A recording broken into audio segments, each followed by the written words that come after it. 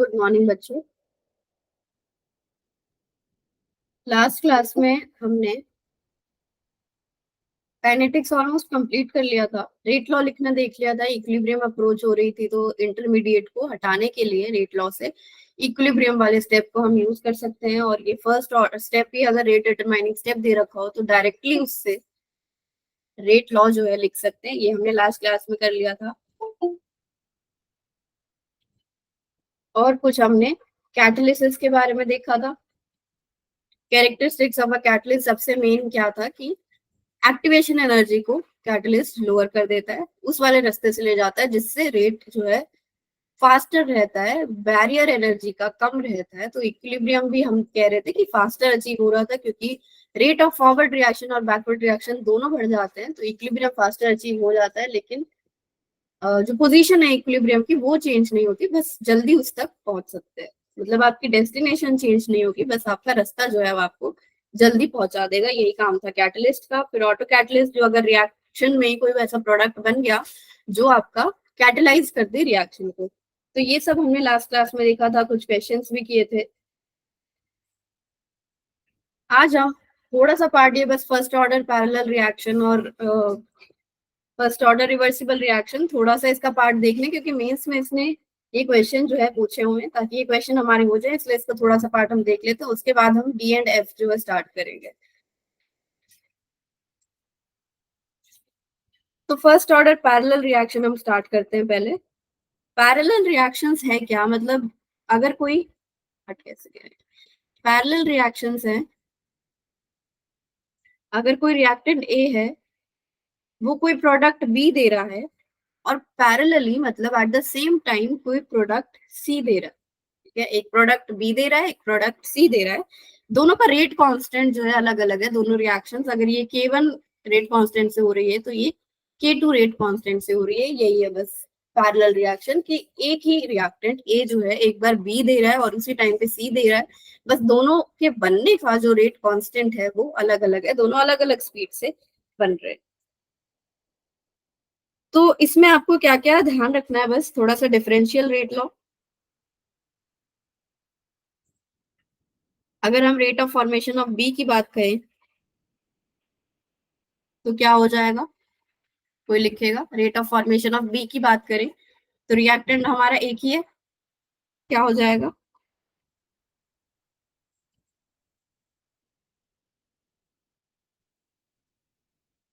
DB by D T. जैसे product लिखते आए हो अभी तक सारा डिफरेंशियल रेट लॉ लिखा था, रेट कांस्टेंट और एक ही कॉन्सेंट्रेशन, ऐसे ही तो लिखते हैं। डीसी बाई डी टी बता दो, चलो rate of formation of C, DC by D T क्या हो जाएगा,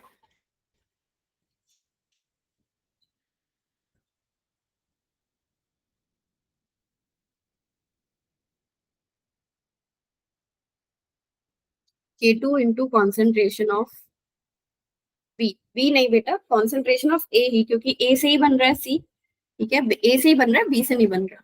तो K2 इंटू कॉन्सेंट्रेशन ऑफ ए, ये हो जाएगा रेट ऑफ फॉर्मेशन ऑफ सी, क्योंकि सी जो है वो ए से बन रहा है और ना कि बी से। ठीक है, तो थोड़ा ध्यान से इसको देखना है कि जिससे बन रहा है वही आएगा आपका रेट लॉ में। तो इतना आपको देखना है। उसके बाद अगर ओवरऑल रेट कांस्टेंट अगर हम बात करें, मतलब for the disappearance of A, overall rate constant क्या हो जाएगा इसके लिए, डीबी बाई डी टी, मतलब डी बी के फॉर्मेशन का rate plus DC by D T. और इसको हम ये भी लिख सकते हैं दोनों को सम करके, K1 प्लस K2, और ए जो है वो कॉमन, ए की कॉन्सेंट्रेशन कॉमन। इसको के इफेक्टिव से भी डोनेट कर डिनोट करते हैं, डोनेट कह रही हूँ, के इफेक्टिव से भी डिनोट करते हैं, के इफेक्टिव इंटू ए की कॉन्सेंट्रेशन, ऐसे भी इसको डिनोट कर सकते हो। के effective is what, K1 plus K2। तो इसको आप ओवरऑल रेट कांस्टेंट बोल सकते हो फॉर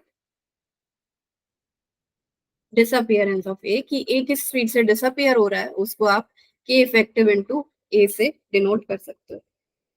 और हम इसमें किस चीज की बात करते हैं, एक इंटीग्रल रेट लॉ, डिफरेंशियल कर लिया, एक इंटीग्रल रेट लॉ।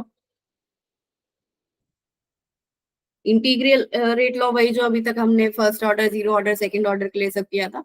अब ये फर्स्ट ऑर्डर पैरेलल रिएक्शन है, तो इसका जो ए का आएगा, मतलब A sum A at time T, जो कॉन्सेंट्रेशन आएगी वो क्या आएगी, ए नॉट ई की पावर माइनस के effective into A is equal to A naught e की पावर माइनस के टी, यही पढ़ते थे फर्स्ट ऑर्डर के लिए, तो उसी से मैंने बस यहाँ पे क्या कर दिया, के की जगह पे के इफेक्टिव कर दिया। जो वो वाली इक्वेशन थी L N A by A naught minus K T, वही है, बस ये एक्सपोनेंशियल वाली फॉर्म में। ऐसे ही डीबी बाई डी टी क्या है आपका, के वन ए है, ए की जगह पे अगर आप ये वैल्यू पुट करो जो हमने यहाँ पे निकाली है, उसके बाद इंटीग्रेट करो, तो इसका एक फॉर्मूला आता है, वो मतलब आपको डिराइव करने की कोई जरूरत नहीं है, उसको आप डायरेक्टली याद कर सकते हो, के one A naught upon K effective is के वन प्लस के टू, वन माइनस ई की पावर माइनस के इफेक्टिव इंटू, इसको डायरेक्ट याद करना है, डिराइव करने की इसको कोई जरूरत नहीं। वैसे नहीं पूछा जाता बी और सी के बारे में, तो सी का भी ऐसे ही आता है, के टू आ जाता है बस इस बार ऊपर, जैसे यहाँ पे के वन आ गया, अब नीचे के टू आ जाएगा, A naught upon K effective, और यहाँ पे सेम वन माइनस ई की पावर माइनस के इफेक्टिव इंटू टाइम टी। ये आपका ए की concentration at some time T, ये आपका बी की concentration at some time T, and ये आपका सी की कॉन्सेंट्रेशन एट टाइम टी। उसके बाद एक सबसे इजी चीज, इसमें दो बातें कर ली हमने, तीसरी चीज है कॉम्पोजिशन ऑफ प्रोडक्ट। प्रोडक्ट क्या है हमारे, बी और सी, तो इनकी क्या कॉम्पोजिशन रहते हैं, एक रेशियो है बी और सी का, बी की कॉन्सेंट्रेशन और सी की कॉन्सेंट्रेशन का एक रेशियो है, दैट इज दोनों के रेट कॉन्स्टेंट्स का रेशियो। इस रेशियो में आपके फॉर्म होते हैं बी और सी। इसको अगर इससे डिवाइड कर दोगे तो यही आएगा आपका, वही बात है, बस यहाँ पे बी और सी का रेशियो के वन और के टू। ठीक है, ये तीनों बातें बस आपने देखनी थी फर्स्ट ऑर्डर पैरेलल रिएक्शन में, ये नोट कर लिया। नेक्स्ट है आपका फर्स्ट ऑर्डर रिवर्सिबल रिएक्शन। अब एक हो गया आपका पैरेलल रिएक्शन, कि एक ही रिएक्टेंट से दो अलग अलग प्रोडक्ट बन रहे हैं सेम टाइम पे। पैरेलल रिवर्सिबल रिएक्शन क्या है, जस्ट आपका ये वाले एरो से जिसको हम डिनोट करते हैं कि ए टू बी भी जा सकता है और बी टू ए भी जा सकता है, दोनों का रेट कांस्टेंट अलग अलग है। अगर इसको हम के फॉरवर्ड बोल दे तो पीछे वाले को के बैकवर्ड बोल सकते हैं, यही हो गया आपका रिवर्सिबल रिएक्शन। तो इसमें भी बस आपको बस ये पढ़ना है, रेट ऑफ डिसअपियरेंस ऑफ ए के फॉरवर्ड मल्टीप्लाइड बाय ए की कॉन्सेंट्रेशन, इससे लिख सकते हैं, लेकिन सेम टाइम पे क्या हो रहा है, यहाँ पे बी से भी ए बन रहा है।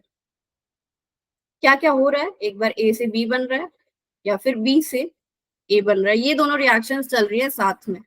इसी को रिवर्सिबल रिएक्शन बोल रहे हैं, कि रिवर्स हो सकते हैं, ए से बी बन सकता है, बी से ए वापस बन सकता है, ये रिवर्सिबल है। तो rate of disappearance of A क्या हो जाएगा, rate constant of forward multiplied by concentration of ए।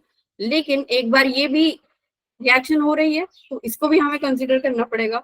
इसमें क्या लिखेंगे अब, क्योंकि मैंने यहाँ पे डिसअपियरेंस के लिए यहाँ पे माइनस लगा दिया, तो यहाँ पे भी माइनस, ताकि दोनों माइनस के बी मल्टीप्लाइड बाय बी, क्योंकि अब बी से ए बन रहा है, तो यहाँ पे minus rate constant of B.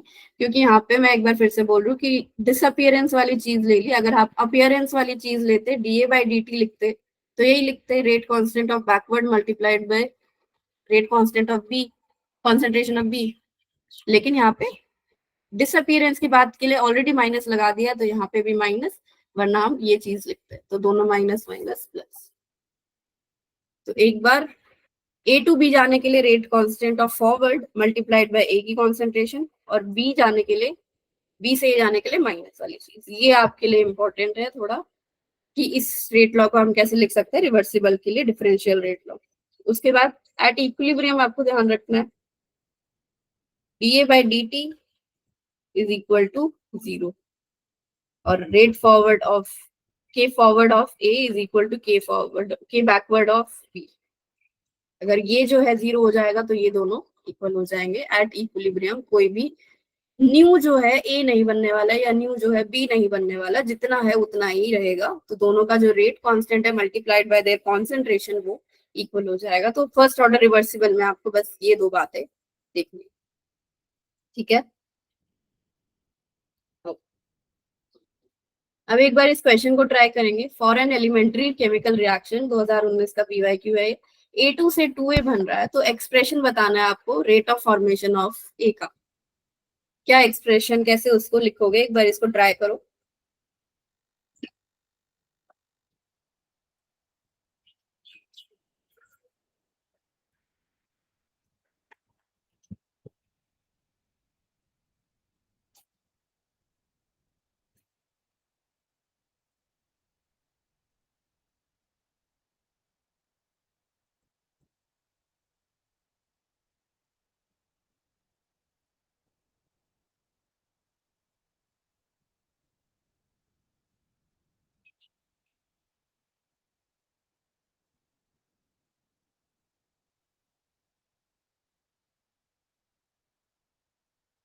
ऐसा क्वेश्चन है जैसे पीछे हमने A to B किया था, उसमें अगर मैं पूछ लेती rate of formation of B कितना है, वैसे ही इसने यहाँ पे rate of formation of A पूछ लिया। ट्राई करेंगे इसको।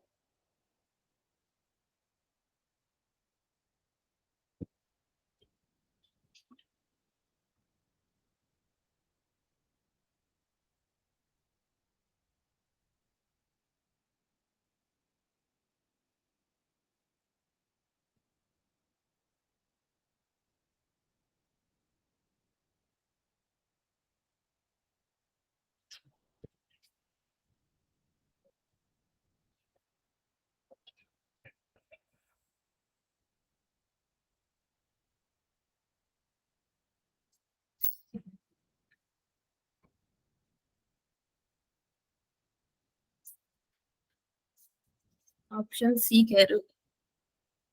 एक सेकेंड।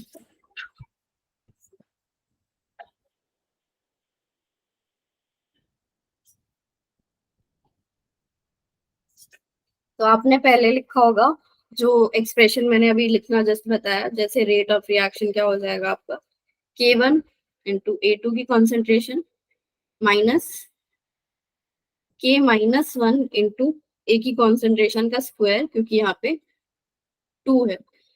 और ये आपका दे रहा है, जैसे यहाँ पे हमने -dA/dt की बात करी थी, वैसे यहाँ पे भी लिख सकते हैं -dA2/dt। इसमें हम इसको एक्सप्रेस कर सकते हैं। उसके बाद इसने पूछ लिया है हमें dA/dt।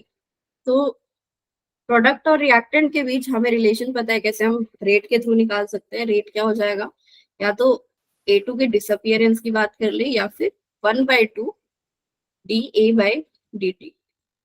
ए की प्रोडक्शन की बात कर ले, या फिर A2 की डिसअपियरेंस की बात कर ले, एक ही बात है। तो ये वैल्यू उसने हमें पूछ लिया, तो क्या हो जाएगी, 2 मल्टीप्लाइड बाय -dA2/dt।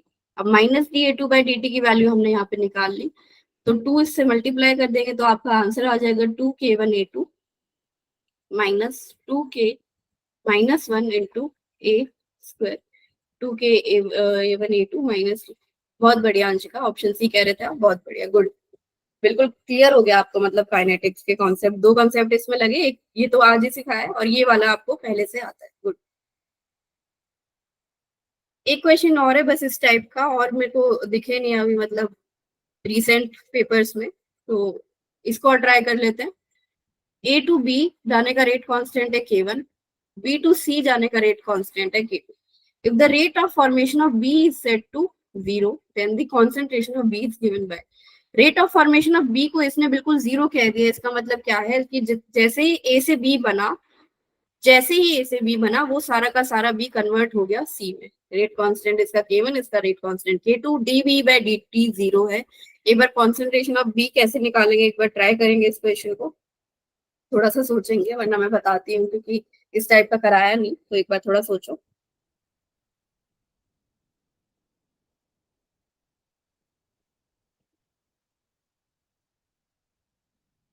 मतलब आप एक्सप्रेशन लिख के देखो dB/dt का, कि कैसे इसको एक्सप्रेशन इसका लिख सकते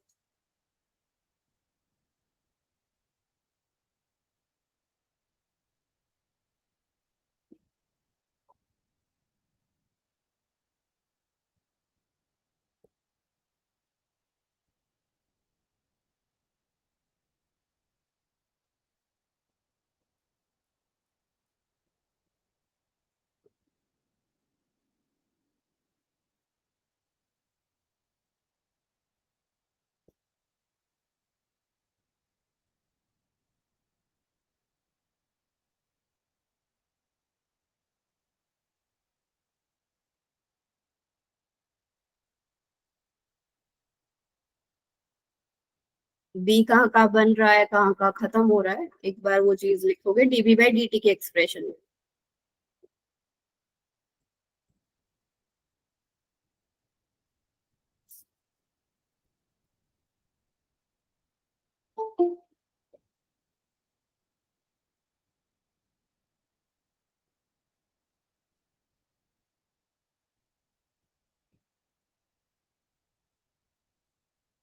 ए टू बी जाने में बी फॉर्म हो रहा है और बी टू सी जाने में बी खत्म हो रहा है, तो उसको कैसे एक्सप्रेशन में लिखोगे डीबी बाई डी टी के।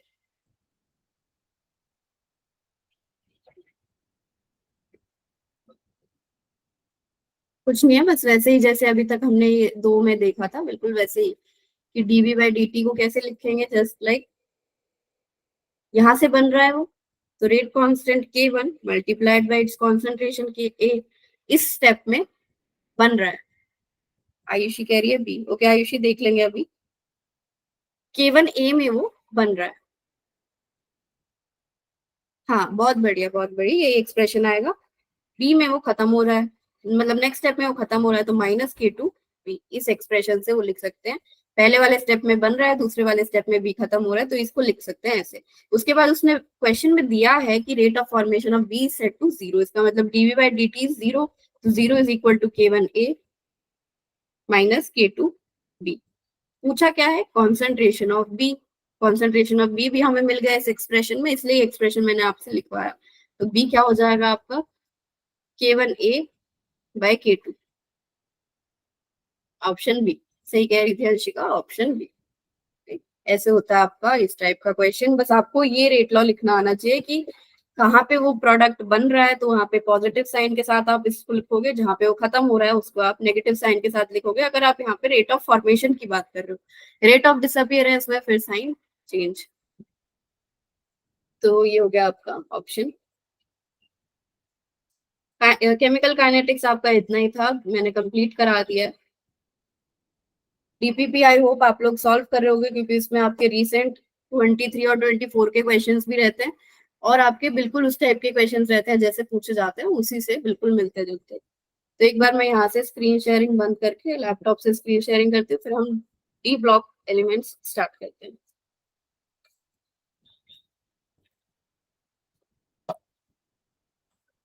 एक मिनट दो बस मेरे को।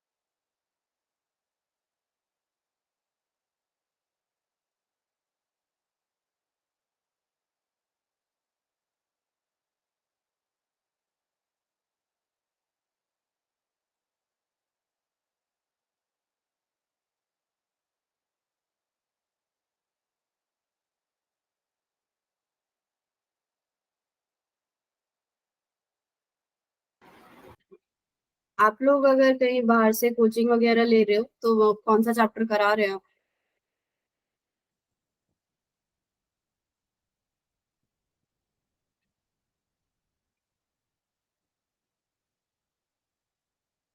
अगर कहीं बाहर से पढ़ रहे हो तो कौन सा चैप्टर करा रहे हैं आपको?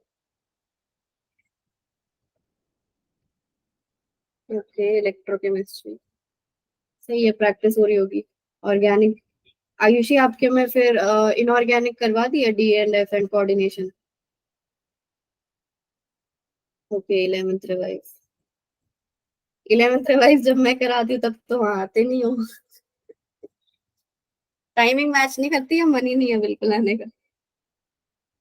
12 से 2 जो आपकी रिवीजन क्लासेस यहाँ हो रही है।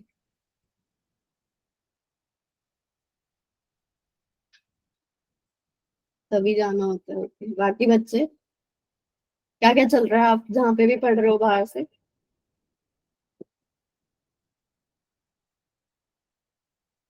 ऑर्गेनिक। 12th की इनऑर्गेनिक हो गई है फिर आपकी? कोऑर्डिनेशन कर लिया? नहीं। अच्छा, मतलब फिजिकल के बाद ऑर्गेनिक स्टार्ट हुई है, ओके ओके। एक सेकेंड। नहीं।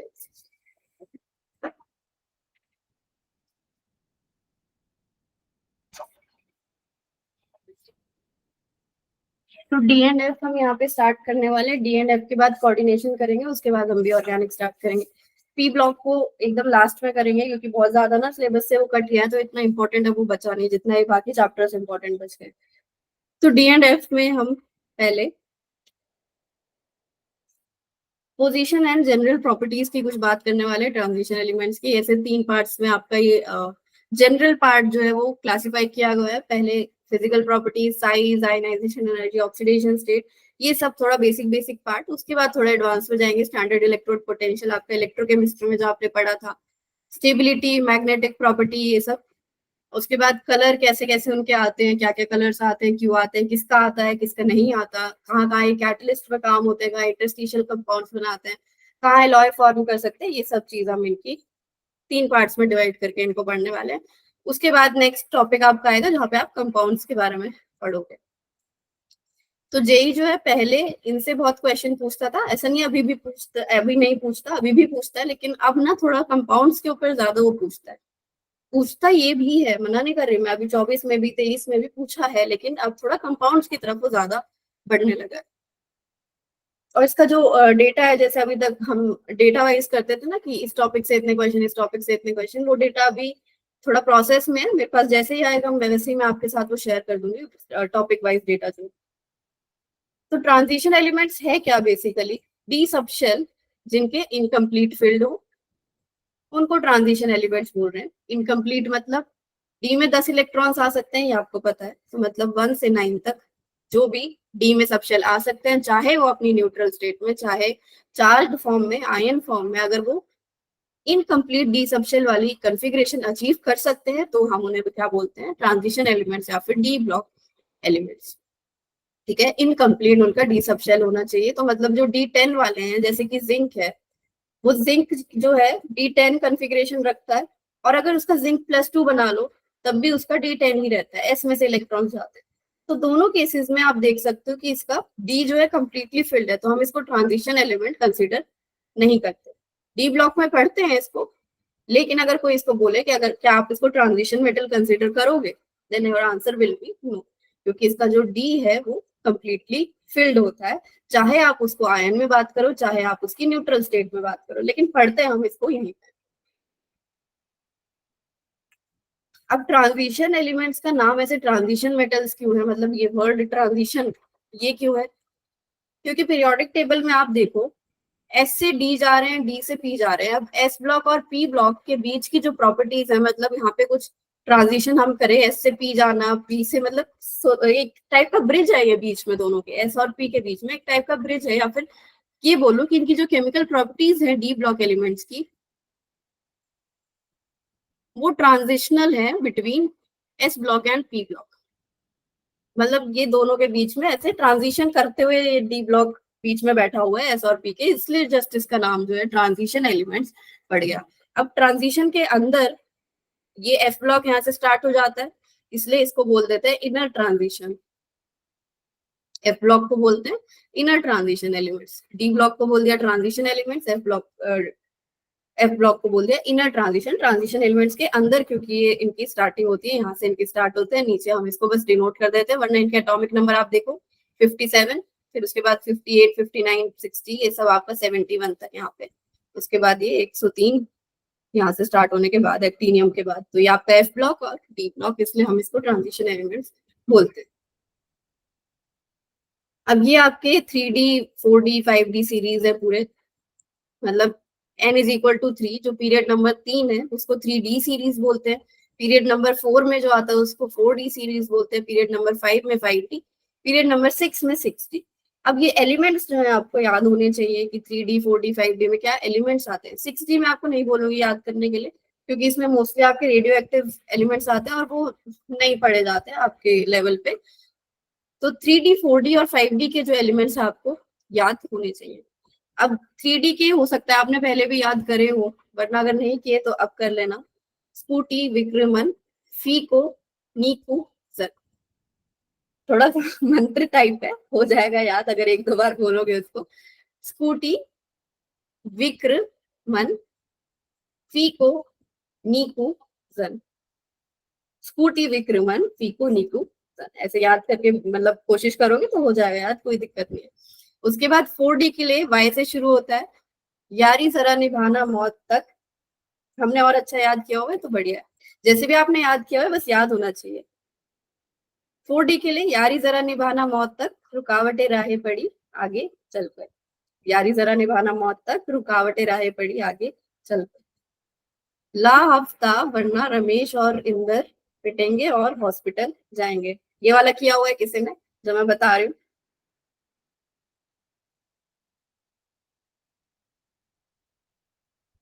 ये किसी ने किया है क्या, जिसने पढ़ लिया डी ब्लॉक या फिर पहले से याद किया हुआ हो? ला हफ्ता वरना रमेश और इंदर पिटेंगे। साइंस टीचर विनीता कुमारी मांगे फिर cobalt nickel copper zinc for series में। ओके, अपना अपना तरीका कुछ कुछ हो सकता है, किसी न किसी और तरीके से याद किया हुआ होगा। जो भी आपको बेस्ट लगे, या आपका आपका अपना भी बनाया हुआ कोई हो सकता है, कोई बहुत क्रिएटिव लोग भी होते हैं। ठीक है, तो जो भी आपको लगे, बस आपको ये याद करना है 3D 4D 5D में कौन से सीरीज में, मतलब किसके नीचे कौन एलिमेंट आ रहा है, कौन किसके साइड में आ रहा है, ये सब आपको याद होना चाहिए। आप ये भी याद कर लो कि 21 से ये शुरू होते हैं, उसके बाद 30 तक आपके ये रहते हैं। तो ग्रुप नंबर 3 टू 12 तक डी ब्लॉक आपके रहते हैं, ग्रुप नंबर 3 टू 12 तक। ग्रुप नंबर 1 और 2 एस ब्लॉक के और 13 टू 18 पी ब्लॉक के, तो उनके बीच में ये डी ब्लॉक रहते हैं 3 टू 12। और एटॉमिक नंबर 21 से शुरू होकर 30 तक, तो 21 22 23। ये 21 22 23 में क्यों याद करने के लिए बोल रही हूँ, क्योंकि आपको फिर आगे भी हेल्प करेगा इलेक्ट्रॉनिक कन्फिग्रेशन इनकी याद रखने में। इलेक्ट्रॉनिक कन्फिग्रेशन जब हम देखने जा रहे हैं, इनकी general electronic configuration N-1 D1 to 10 या NS0 to 2 आपको देखने को मिलेगी। N-1 क्या है, जो भी n की वैल्यू होगी, फॉर एग्जाम्पल 4, तो N-1 की हो जाएगी 3, तो 4s और 3d वाला, ये हो जाएगी आपकी इलेक्ट्रॉनिक कन्फिग्रेशन। एस में 0 से 2 तक इलेक्ट्रॉन्स आ सकते हैं और डी में 1 से 10 तक आपके इलेक्ट्रॉन्स आ सकते हैं। तो ये आपकी डी ब्लॉक एलिमेंट्स की जनरल इलेक्ट्रॉनिक कन्फिग्रेशन। इस पे भी क्वेश्चन पता पूछा हुआ है, पता नहीं नीट में था या जेई में था, बस यही चीज जनरल इलेक्ट्रॉनिक कन्फिग्रेशन पूछी हुई थी। अभी 3D सीरीज के लिए इलेक्ट्रॉनिक कन्फिग्रेशन आप देखो यहाँ पे, अब ये 21 से शुरू हुए, तो आप ये याद रख सकते हो 21 में जो एक आ रहा है, तो इसके डी में भी एक ही इलेक्ट्रॉन आ रहा होगा, क्योंकि 21 ही पहला एलिमेंट है डी ब्लॉक का। तो 21 डी सब शेल में एक इलेक्ट्रॉन, एस जो है इसका फिल्ड है अभी तक, क्योंकि एस ब्लॉक में 4s फिल हो जाते हैं दोनों, ग्रुप 1 और ग्रुप 2 में एस सब शेल आपका फिल हो जाता है। उसके बाद डी जो स्टार्ट हो रहा है, तो यहाँ से आपकी इलेक्ट्रॉन फिलिंग स्टार्ट हुई। तो फर्स्ट आपका फिल हो गया स्कैंडियम में, उसके बाद एक और बढ़ा, उसके बाद एक और बढ़ा। अब उसके बाद ये 2 कैसे बढ़ गए, 5 कैसे हो गया क्रोमियम में। ये क्रोमियम की एक्सेप्शनल इलेक्ट्रॉनिक कन्फिग्रेशन क्यों देखने को मिल रही है यहाँ पे, एस से इसने एक इलेक्ट्रॉन ट्रांसफर करा दिया डी में, और एक तो यहाँ से बढ़ना ही था, होना चाहिए था D4S2, लेकिन बन जाता है D5S1। रीजन सिंपल है आपका, क्योंकि अब उसको मिल गई है half filled electronic configuration. Half filled electronic configuration मिल गई है, स्टेबिलिटी बढ़ गई है, तो ये क्या है, क्रोमियम की यहाँ पे आपको एक्सेप्शनल इलेक्ट्रॉनिक कन्फिग्रेशन देखने को मिलती है। और आपकी एक्सेप्शनल कहाँ देखने को मिलती है, फिर से देखो, ये 5 अब Mn में तो हो गई 5, यहाँ पे S में हो गया, एक और बड़ा 6, एक और बड़ा 7, एक और बड़ा 8। अब यहाँ पे 9 होना चाहिए था, एक और बड़ा, लेकिन क्या देखने को मिल रहा है आपको, 10। जिंक में तो होगा ही 10। अब ये यहाँ पे फिर से एस से एक इलेक्ट्रॉन अपना डी सब शेल में लेके आया, कौन, कॉपर। क्यों, fully filled electronic configuration achieve करने के लिए डी सब शेल में। फुली फिल्ड है उसका डी सब शेल, अब फिर से हाई स्टेबिलिटी अचीव हो गई उसको। तो हाफ फिल्ड और फुली फिल्ड ज्यादा स्टेबल रहते हैं, ये अपने पीरियोडिक प्रॉपर्टीज में भी पढ़ा होगा। तो यहाँ पे क्रोमियम और कॉपर की आप खास ध्यान रखोगे, इलेक्ट्रॉनिक कन्फिग्रेशन जो है स्पेशल रहती है थोड़ी। एस में 1 और डी में, क्रोमियम में 5 और कॉपर में 10। तो इसको एकदम ऐसे स्टार मार्क करके आप एक्सेप्शनल इलेक्ट्रॉनिक कन्फिग्रेशन इनकी लिखोगे। यहाँ पे मैंने एक्सेप्शंस कुछ लिखी हुई हैं। एक पैलेडियम की एक्सेप्शन रहती है 4D10 5s0। 4d10 5s0 palladium की एक एक्सेप्शनल इलेक्ट्रॉनिक कॉन्फ़िगरेशन रहती है। ये क्रोमियम की मैंने समझा दी है और कॉपर की मैंने समझा दी है। ठीक है, पैलेडियम की आप ध्यान रखोगे 4d10 5s0। पैलेडियम कहाँ आता है? निकल के नीचे, निकल पैलेडियम प्लैटिनम। अब जैसे आपने पैलेडियम की यहाँ पे इलेक्ट्रॉनिक कॉन्फ़िगरेशन 4d10 5s0 देखी, वैसे ही प्लैटिनम की भी एक एक्सेप्शनल कॉन्फ़िगरेशन रहती है। 2022 में इस पे क्वेश्चन भी पूछा गया है। कोई आंसर गेस कर सकते हो आपकी क्या इलेक्ट्रॉनिक कॉन्फ़िगरेशन होगी?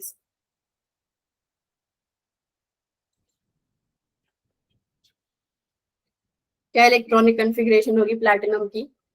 निकल के नीचे आता है, तो निकल की इलेक्ट्रॉनिक कॉन्फ़िगरेशन D8S2 होती है।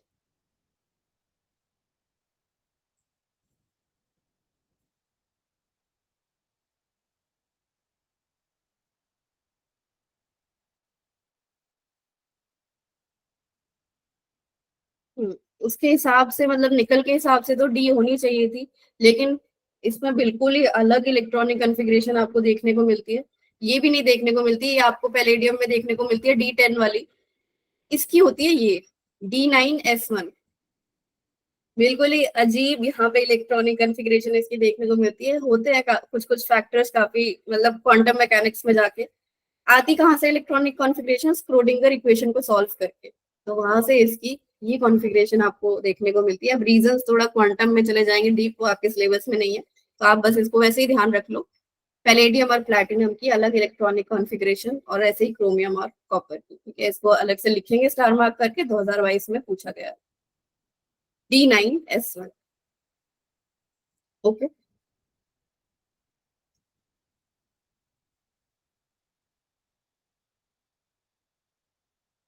ठीक है। एक बार ये क्वेश्चन ट्राई करेंगे। Arrange the following elements in the increasing order of number of unpaired electrons. Unpaired electrons आपको पता है मतलब सिंगल इलेक्ट्रॉन्स। पेयर मतलब ऐसे जो पेयरिंग में रहते हैं। तो आप बताओगे increasing order of number of unpaired electrons in scandium, chromium, vanadium, titanium, manganese, क्या ऑर्डर रहेगा?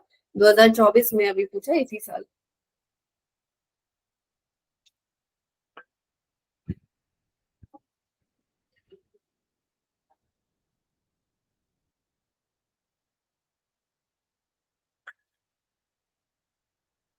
ऑप्शन सी कह रही है अंशिका। या ये पहले वाले का था शायद।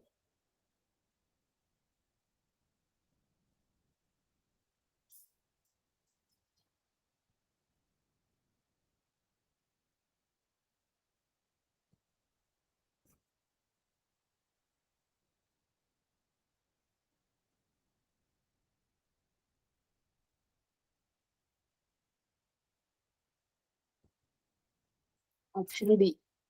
ओके, और बच्चे बताएंगे। अंशिका का ए आर। बाकी लोग? धर्मेंद्र, रुपेश, शानुप्रिया, सोनिया, भव्य, नेहा, श्रेष्ठा।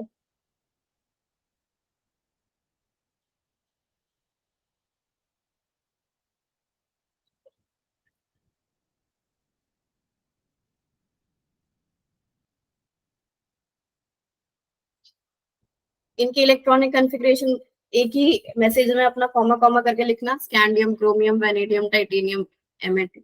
एक ही मैसेज में जरा इनकी इलेक्ट्रॉनिक कॉन्फ़िगरेशन लिखो।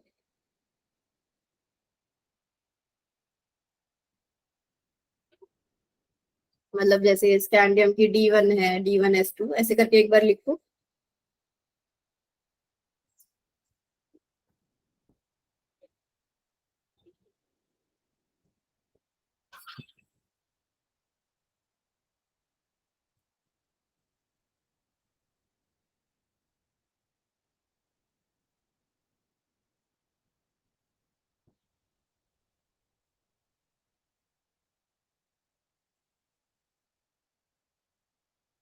मैं इसलिए लिखवा रही हूँ क्योंकि दोनों ने अलग अलग आंसर दिए। दोनों एक आंसर लिखते तो मैं ना लिख पाती है।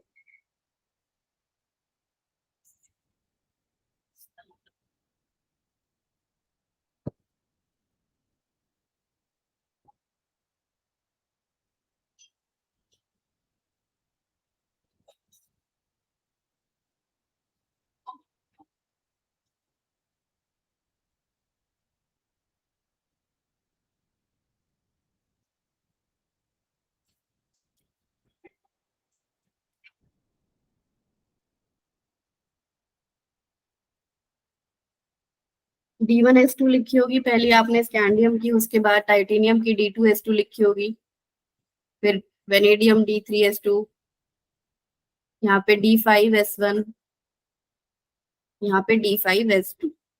ये इनकी इलेक्ट्रॉनिक कॉन्फ़िगरेशन आपने लिख के देखी होगी।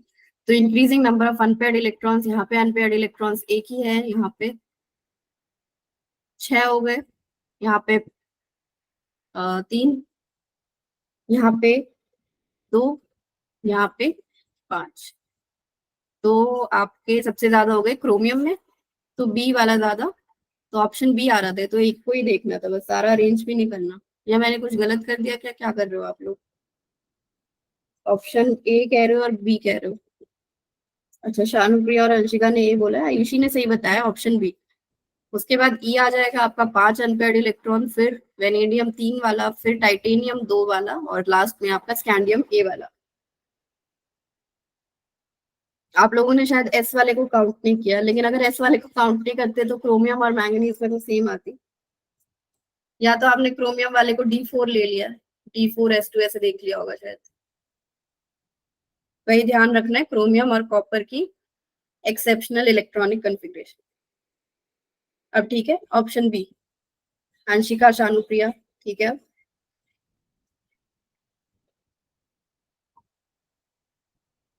ओके, हाँ D4S2 ले लिया था, ये तभी ये क्वेश्चन आया 2024 में।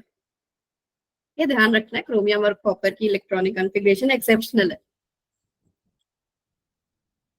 नेक्स्ट हम बात करते हैं थोड़ी इनकी मेटेलिक प्रॉपर्टीज की। अब मेटल की क्या प्रॉपर्टीज होती है जनरल, वो आप सबको पता ही है, वही हम एक बार रिवाइज कर लेंगे जल्दी से। गुड कंडक्टर ऑफ हीट, उसको गर्म करोगे जल्दी से हीट फैल जाएगी सारे मेटल में। इलेक्ट्रिसिटी, आपने वायर की जगह पे थोड़ा सा अगर मेटल कनेक्ट कर दिया, फिर स्विच ऑन कर रहे हो, तब भी आपका जो बल्ब है वो जल रहा है। तो क्या इससे पता चल रहा है कि हमारा transition metals good conductor of heat and good conductor of electricity है। नाम में ही ट्रांजिशन मेटल्स है, ये मेटल्स है सारे, तो good conductor of heat and electricity, जैसे कि सारे मेटल्स आपकी ऐसी प्रॉपर्टी शो करते हैं। तो कुछ ग्लिच आ गया, एक मिनट।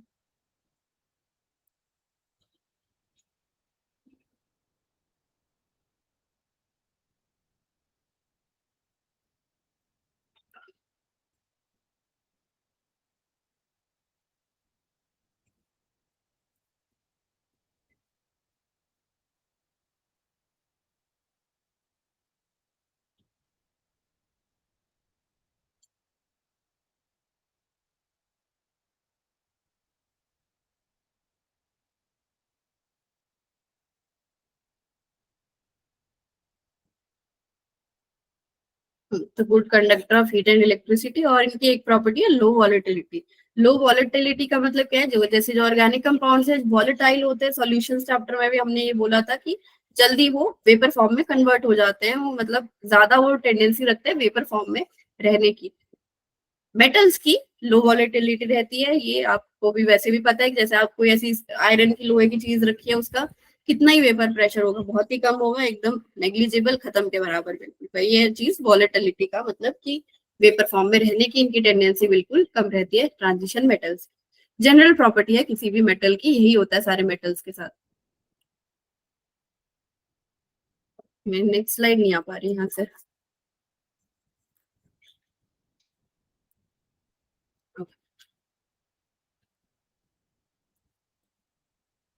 लस्टर और हार्ड। लस्टर मतलब ये जो शाइनीनेस आप देख रहे हो कि मेटल कितने चमकते हुए होते हैं एकदम, इसी चीज को बोलते हैं प्रॉपर्टी को लस्टर। हार्ड आपको पता है, ये मेटल सारे हार्ड होते हैं, एक्सेप्शन बहुत अच्छे से पता है आपको मरकरी की। मरकरी क्या होता है? रूम टेम्परेचर पे लिक्विड फॉर्म में होता है, आपके थर्मोमीटर में ये आप यूज करते हो।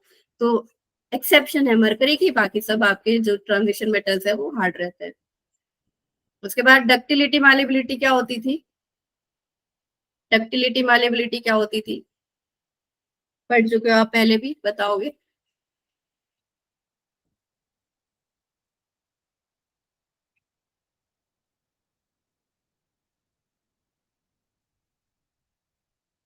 हाँ जी, क्लास 11th में भी पढ़ा होगा। थिन शीट्स की फॉर्म में कन्वर्ट कर सकते हैं, थिन वायर में कन्वर्ट होना। बहुत बढ़िया, बहुत बढ़िया बच्चों, गुड। डक्टिलिटी मतलब drawn into wires, can be drawn into wires. और मालेबिलिटी मतलब उसको बीट कर करके थिन शीट्स में हम उसे कन्वर्ट कर सकते हैं। तो ये आपकी प्रॉपर्टी है ट्रांजिशन मेटल्स, ये चीज भी शो कर सकते हैं, ड्रॉन इनटू वायर्स या फिर मालेबल, उसको बीट कर करके थिन शीट्स में। मरकरी तो एक्सेप्शन आपको पता ही है, वो तो लिक्विड फॉर्म में। कुछ एक्सेप्शंस और हैं ये ट्रांजिशन मेटल्स में, मैंगनीज, जिंक और कैडमियम की जो है ये डक्टाइल और मालेबल नहीं होती, they are like to soft, उसको हम ये नहीं कर सकते।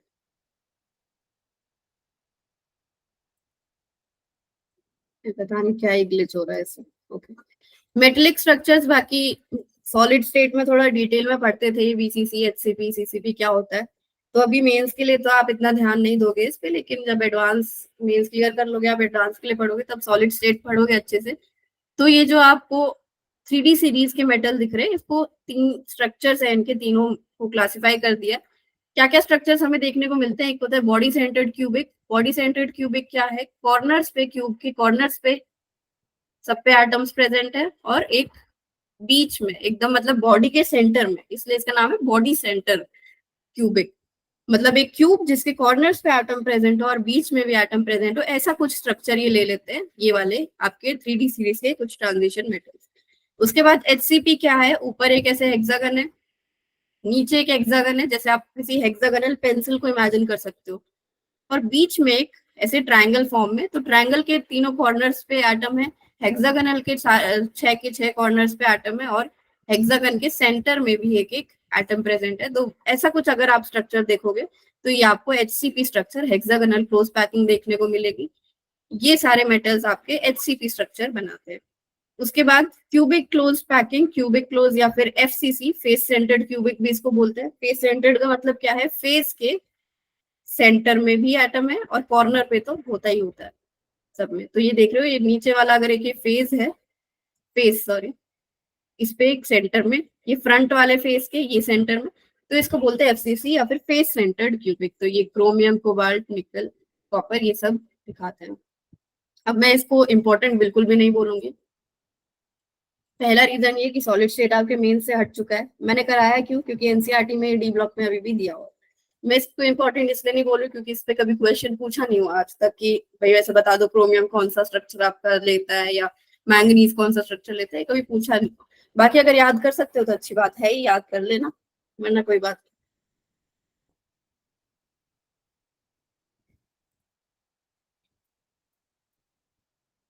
अब बात करते हैं, ये इंपॉर्टेंट है, मेल्टिंग पॉइंट और बॉइलिंग पॉइंट के बारे में।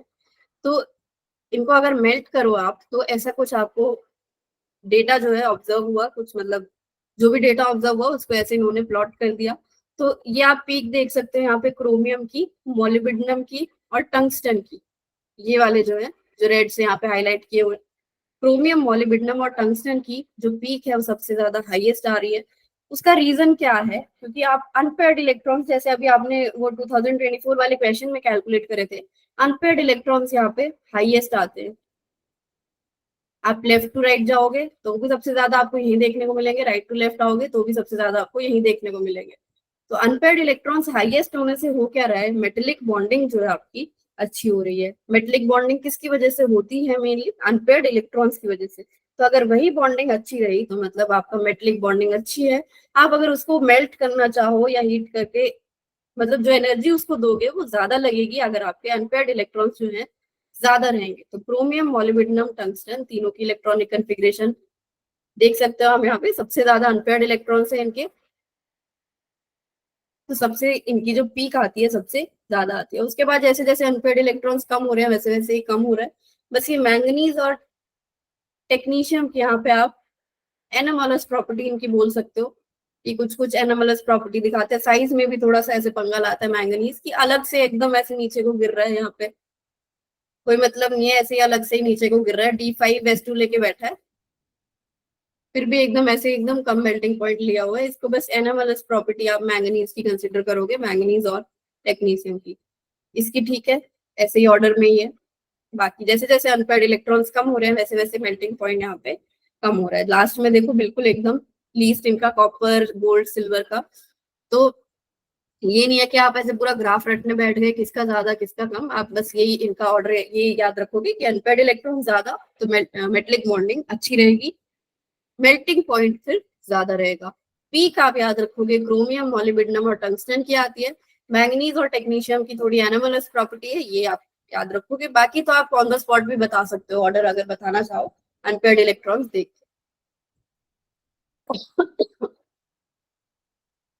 तो ये समझ आ गया मेल्टिंग पॉइंट और बॉइलिंग पॉइंट ऐसे यहाँ पे देखा जाता है।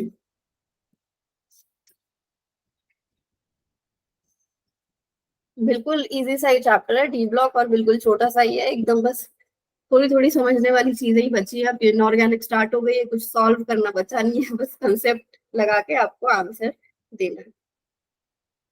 समझ आ गया ये?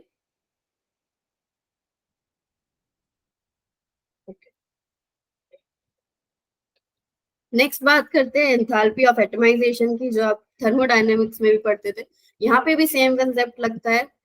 नंबर ऑफ अनपेयर्ड इलेक्ट्रॉन ज्यादा रहेंगे तो एंथैल्पी ऑफ एटमाइजेशन ज्यादा रहेगी, क्योंकि मेटलिक बॉन्डिंग ज्यादा अच्छी रहेगी, तो ज्यादा एनर्जी उसको देनी पड़ेगी एटमाइज उसको करने के लिए। अगर ये मॉलिक्यूल में प्रेजेंट हो या किसी कंपाउंड में प्रेजेंट हो, तो उसको अगर एटम में कन्वर्ट करना है, एंथैल्पी ऑफ एटमाइजेशन ज्यादा रहेगी अगर वो अनपेयर्ड इलेक्ट्रॉन्स उसके ज्यादा रहेंगे। तो ये पीक्स जो यहाँ पे आपको दिखाई दे रही है, ये पीक्स इन्हीं की है। सीरीज 3, सीरीज 1, यहाँ पे क्रोमियम हो जाएगा, यहाँ पे मोलिब्डेनम हो जाएगा, यहाँ पे टंगस्टन हो जाएगा। ठीक है, एंथैल्पी ऑफ एटमाइजेशन के लिए आपको यही कंसेप्ट सेम याद रखना है, अनपेयर्ड इलेक्ट्रॉन ज्यादा।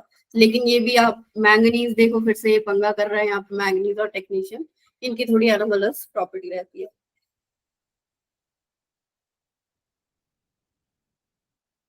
तो 2019 का एक क्वेश्चन बताएंगे, the transition element having least enthalpy of atomisation. Least enthalpy of atomisation किसकी होगी?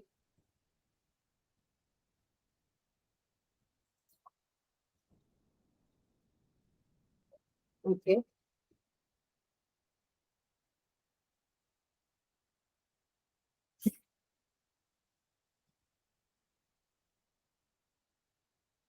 अनपेयर्ड इलेक्ट्रॉन जिसमें सबसे कम, उसकी एंथैल्पी ऑफ एटमाइजेशन सबसे कम। अंशिका, शानुप्रिया।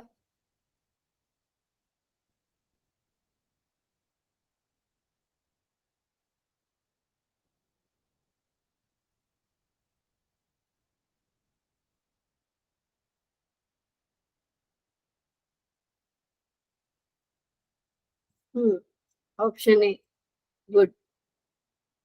बाकी सब में आप देखोगे कुछ ना कुछ अनपेयर्ड इलेक्ट्रॉन्स हैं ही, लेकिन जिंक में एक भी अनपेयर्ड इलेक्ट्रॉन नहीं है, D10S2। जिंक सबसे लास्ट में आ रहा था, एक भी अनपेयर्ड इलेक्ट्रॉन नहीं है, option A least enthalpy of atomisation इसकी रहेगी। उसके बाद बात कर लेते हैं साइज की, कि साइज कैसे कैसे वेरिएट करता है। साइज के फैक्टर्स आपको पता है, अभी तक आप जो पढ़ के आए हो, इफेक्टिव न्यूक्लियर चार्ज रहता है सबसे मेन, या फिर अगर नंबर ऑफ शेल्स बढ़ जाए तो साइज इफेक्ट होता है। यही दो आपने मेन फैक्टर अभी तक पढ़े हैं, उन्हीं दो फैक्टर्स को बस यहाँ पे हम अप्लाई कर रहे हैं। तो जैसे जैसे आप लेफ्ट टू राइट जाते हो, आपके नंबर ऑफ इलेक्ट्रॉन्स जो है बढ़ते हैं। लेफ्ट टू राइट जाने पे नंबर ऑफ इलेक्ट्रॉन्स जो है बढ़ रहे हैं, और लेफ्ट टू राइट जाने पे आप पीरियोडिक प्रॉपर्टीज में भी क्या पढ़ते हो, अगर नंबर ऑफ इलेक्ट्रॉन्स बढ़ रहे हैं तो क्या बढ़ रहा है आपका इफेक्टिव न्यूक्लियर चार्ज। ये वाला फैक्टर आपका डोमिनेट करता है while going from left to right, और अगर ये बढ़ जाएगा तो साइज जो है आपका घट जाएगा। तो लेफ्ट टू राइट जाने पे साइज जो है आपका डिक्रीज होता है, और ये राइट टू लेफ्ट जाने पे साइज जो है आपका इंक्रीज होता है। तो ये आप ग्राफ देख सकते हो, ये 3D सीरीज का है, ग्रीन वाला, ब्लू वाला 4D का है, रेड वाला 5D का है। तो 3D सीरीज, अब अगर आप नीचे जाओगे ग्रुप में तो साइज बढ़ेगा, क्योंकि नंबर ऑफ शेल जो है बढ़ रहा है। तो नीचे आप जाओगे तो 3D वालों का सबसे छोटा साइज है। अब आपको ये थोड़ा सा ना ऐसे देखने को मिल रहा है, लास्ट के जो है थोड़े से ऊपर हो गया। अब ये ग्राफ ऐसा क्यों देखने को मिलता है? इलेक्ट्रॉन इलेक्ट्रॉन रिपल्शन, ये फैक्टर भी तो होता था एक, तो वो वाला फैक्टर ही लास्ट में डोमिनेट करने लगता है। तो स्टार्टिंग में आपका इफेक्टिव न्यूक्लियर चार्ज की वजह से लेफ्ट टू राइट जाने में साइज डिक्रीज कर रहा है, लेकिन एक लिमिट तक ही करेगा। लास्ट में क्या आपका डोमिनेट करने लगा? Electron electron repulsion. तो ये जो थोड़ा सा आपको लास्ट के दो एलिमेंट्स की वजह से कर्व जो है ऊपर जाने को दिख रहा है, ये थोड़ा सा आपको दिखता है। उसके बाद क्या हम यहाँ पे देख सकते हैं, अब ये 3D सीरीज थी, ये 4D थी, ये 5D थी। मैंने बोला डाउन द ग्रुप जाने पे साइज जो है बढ़ता है। 3D से 4D में आप देखो अच्छा खासा डिफरेंस है रेडियस का। जैसे अगर ये 14 पॉइंट समथिंग अगर है, 13 पॉइंट समथिंग अगर है, तो ऊपर जा रहे हैं तो ये 15 पॉइंट समथिंग है, थोड़ा है अच्छा खासा, 1 नैनोमीटर का डिफरेंस है। लेकिन कि रेड वाले और ब्लू वाले में आप देख सकते हो कि कितना थोड़ा सा डिफरेंस है, बिल्कुल नेग्लिजिबल अमाउंट ऑफ डिफरेंस है 4D और 5D वाले सीरीज में। तो इसका रीजन क्या है 4D और 5D वाले सीरीज का इतना कम डिफरेंस क्यों है? Length night contraction. अभी लेंथ नाइट कॉन्ट्रैक्शन क्या है, क्यों होती है, क्या नाम ऐसा क्यों है पूरा देखते हैं। 4D सीरीज की आप इलेक्ट्रॉनिक कॉन्फ़िगरेशन देखो, 4D 1 to 10, 5s 0 to 2, जो भी हमारी जनरल इलेक्ट्रॉनिक कॉन्फ़िगरेशन थी वही। 5D सीरीज में क्या नया आ गया, 4f के इलेक्ट्रॉन्स। अब f इनर ट्रांजिशन भी शुरू हो जाता है 4 में, 5 तक पहुंचते हुए वो पूरा भर जाता है, तो 4f जो है पूरा भर जाता है। और आपने क्या एक फैक्टर पढ़ा था केमिकल बॉन्डिंग में या फिर पीरियोडिक में पढ़ा होगा, शील्डिंग इफेक्ट। शील्डिंग इफेक्ट अगर आपको याद हो तो सबसे ज्यादा किसका रहता है, एस का, फिर पी का, फिर डी का, एफ का। तो हम बोलते थे, ये उस टाइम भी बोला होगा कि डी और एफ की जो है बहुत ज्यादा पुअर शील्डिंग इफेक्ट ये दिखाते हैं। डी और एफ क्या है, बहुत पुअर शील्डिंग इफेक्ट ये दिखाते हैं। तो शील्डिंग इफेक्ट होता क्या था, न्यूक्लियस से जो है अगर ये ऐसे ऐसे शेल जा रहे हैं एस पी डी एफ, तो ये क्या कर रहे हैं, शील्ड कर रहे हैं। अगर एस के अंदर कोई इलेक्ट्रॉन बैठा है तो बाहर अगर कोई इलेक्ट्रॉन है सपोज डी में, तो ये इसको मतलब पॉजिटिव नेगेटिव की अट्रैक्शन को शील्ड कर रहा है, ये बीच में बैठ के। ये होता था शील्डिंग इफेक्ट, एकदम ढक दिया न्यूक्लियस से जो उसको अट्रैक्शन मिल रही थी बाहर वाले को, उसको ढक दिया, यही होता था शील्डिंग इफेक्ट। तो ये हम बोलते थे एस का सबसे ज्यादा, क्योंकि वो न्यूक्लियस के सबसे पास है, फिर पी का, फिर डी का, फिर एफ का। तो एफ का पुअर शील्डिंग इफेक्ट होने की वजह से हो क्या रहा है, जो नेट जो शील्डिंग होना चाहिए था वो ना होके अब क्या हो रहा है, नेट जो आपका इफेक्टिव न्यूक्लियर चार्ज है वो बढ़ जा रहा है। क्योंकि नंबर ऑफ इलेक्ट्रॉन्स अगर बढ़ रहे हैं तो अच्छी खासी वो अट्रैक्शन होने सारे इलेक्ट्रॉन्स को शो कर रहा है, due to poor shielding of f electrons. तो एफ से बाहर ये जो 4f से बाहर 5D वाले बैठे हैं, इन्हें अच्छी खासी क्या मिल रही है, अट्रैक्शन न्यूक्लियस से। तो नेट जो इफेक्टिव चार्ज है वो इंक्रीज कर रहा है, और अगर इंक्रीज कर रहा है तो साइज जो है 4D का ऑलमोस्ट सिमिलर आ जाता है 5D के। ये होता है आपका लेंथेनाइट कॉन्ट्रैक्शन। कि इन दोनों का साइज सेम क्यों आ रहा है, ऑलमोस्ट एकदम एक दूसरे में घुसने को हो रहे हैं दोनों कर्व्स, तो उसका रीजन क्या है, lanthanide contraction, because of poor shielding of f electrons. D को अच्छी खासी वहां पे अट्रैक्शन मिल रही है, तो 4D का साइज ऑलमोस्ट सेम हो जाता है 5D के। तो इससे क्वेश्चंस कैसे पूछता है वो, 4D और 5D के एलिमेंट्स लिखे होंगे एक ऑप्शन में और पूछ लेगा कि इनमें से किसका साइज सेम है। ठीक है, अगर आपको लेंथ नाइट कॉन्ट्रैक्शन समझ आ गया तो इससे रिलेटेड क्वेश्चन दिखाऊं मैं।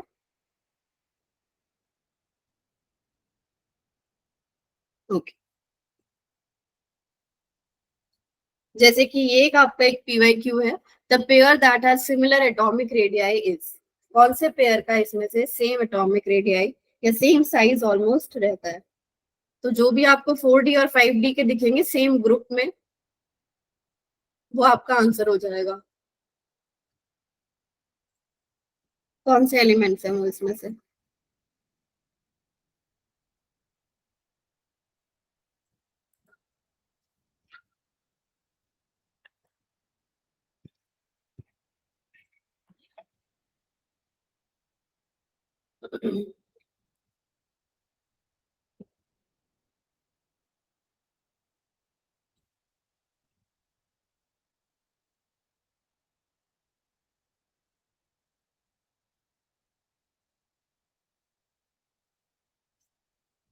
Option D, molybdenum and tungsten. Okay, दोनों ने डी आंसर किया है, गुड।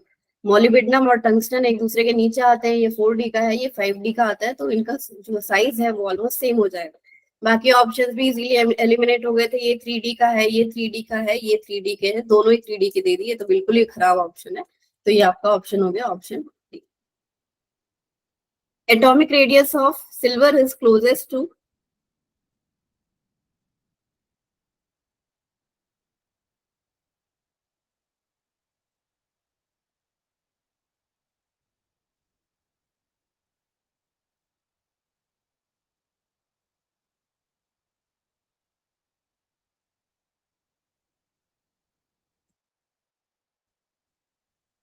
सिल्वर के नीचे कौन आता है?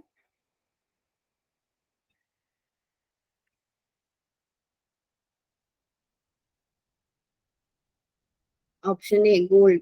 सिल्वर और गोल्ड एक ही ग्रुप में आते हैं, तो ऑप्शन ए आपका एयू या फिर गोल्ड। इजीली रिमेम्बर कर सकते हो, सिल्वर और गोल्ड जो है एक ही ग्रुप में आपके आते हैं। तो ये देख सकते हो, इस टाइप के क्वेश्चन आपके सिमिलर एटॉमिक रेडियस वाले भी क्वेश्चंस वो पूछता है। उसके बाद एक डेंसिटी का कॉन्सेप्ट है छोटा सा। लेफ्ट टू राइट हम कह रहे हैं कि साइज जो है वो डिक्रीज कर रहा है, लेकिन एटॉमिक मास तो कॉन्टिन्यूसली इंक्रीज कर ही रहा है। साइज डिक्रीज कर रहा है लेकिन एटॉमिक मास तो कॉन्टिन्यूसली इंक्रीज कर ही रहा है। तो उस वजह से क्या होता है, आपका जनरल इंक्रीज इन डेंसिटी देखने को मिलता है। जैसे जैसे आप लेफ्ट टू राइट जा रहे हो, डेंसिटी जो है आपको इंक्रीज देखने को मिलती है। ठीक है, ये हो गया आपका डेंसिटी का कॉन्सेप्ट। बिल्कुल इतना ही है आपको, छोटा सा बस इतना ध्यान रखना है। तो उसके बाद इस स्लाइड में सारा डेटा अटैच्ड है, क्या क्या मतलब एक्सपेरिमेंटल डेटा जो भी आता है, इलेक्ट्रॉनिक कॉन्फ़िगरेशन यहाँ पे लिखी हुई है सबकी, उनके आयंस बनने के बाद भी लिखी हुई है। उसके बाद एंथैल्पी ऑफ एटमाइजेशन का आप डेटा यहाँ पे देख सकते हो। आयनाइजेशन एंथैल्पी हम करेंगे नेक्स्ट क्लास में। उसके बाद ये साइज का देखो आप, जैसे एम का मतलब न्यूट्रल एटम का 164, फिर डिक्रीज हुआ, फिर डिक्रीज हुआ, फिर डिक्रीज हुआ। यहाँ पे देखो मैंगनीज ने थोड़ा सा पंगा कर दिया साइज में भी, ये भी एनोमलस प्रॉपर्टीज ने अपनी दिखा दी। फिर डिक्रीज हुआ, फिर डिक्रीज हुआ, ऑलमोस्ट सेम यहाँ पे दिखता हुआ दिख रहा है हमें 126 125 में। फिर ये लास्ट में कॉपर और जिंक का इंटर इलेक्ट्रॉनिक रिपल्शन की वजह से थोड़ा बढ़ जाता है। वही हमने देखा था ना, जैसे ऐसे बढ़ जाके फिर थोड़ा सा लास्ट में बढ़ गया था। तो वो इंक्रीज देखने को क्यों मिला था? कॉपर और जिंक की वजह से। उसके बाद स्टैंडर्ड इलेक्ट्रोड भी हम नेक्स्ट क्लास में करेंगे। डेंसिटी भी आप देख सकते हो, यहाँ पे लेफ्ट टू राइट जाते हुए डेंसिटी आपको इंक्रीज देखने को मिल रही है, या फिर लास्ट में थोड़ी सी ऑलमोस्ट सेम, या फिर जिंक से बस थोड़ी सी डिक्रीज हो गई। ये आपका डेंसिटी का जो है ऑब्जर्व किया जाता है। तो एक बार इसका रीजन बता दो बस, उसके बाद क्लास खत्म करते हैं कि जिंक की एंथैल्पी ऑफ एटमाइजेशन सबसे लोएस्ट क्यों आती है, क्या रीजन था?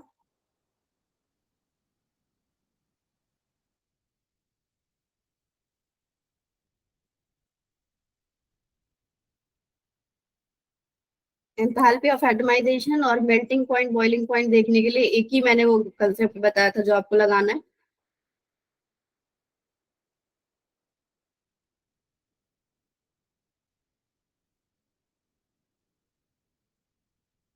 Number of unpaired electrons.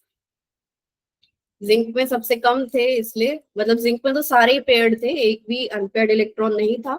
Number of unpaired electron सबसे कम थे, जीरो थे बिल्कुल। इसलिए जिंक की जो एंथैल्पी ऑफ एटमाइजेशन आती है वो लोएस्ट आती है। बाकी यहाँ से हम नेक्स्ट क्लास में स्टार्ट करेंगे थोड़ा ionisation enthalpy. That's all for today. इससे रिलेटेड स्लाइड में अपलोड कर दूंगी। और होमवर्क डीपीपी अगर आपने अभी तक नहीं करी है काइनेटिक्स की, तो प्लीज उसको कर लेना, आपके बेनिफिट के लिए ही है वो। आपका एग्जाम क्लियर कराने में ही हेल्प करेगी। क्वेश्चंस तो बेटा आप चाहे बाहर से पढ़ रहे हो चाहे यहाँ से पढ़ रहे हो, जितने ज्यादा आप क्वेश्चंस प्रैक्टिस करो that is good for you only. तो क्वेश्चन ज्यादा अच्छे से प्रैक्टिस करने से।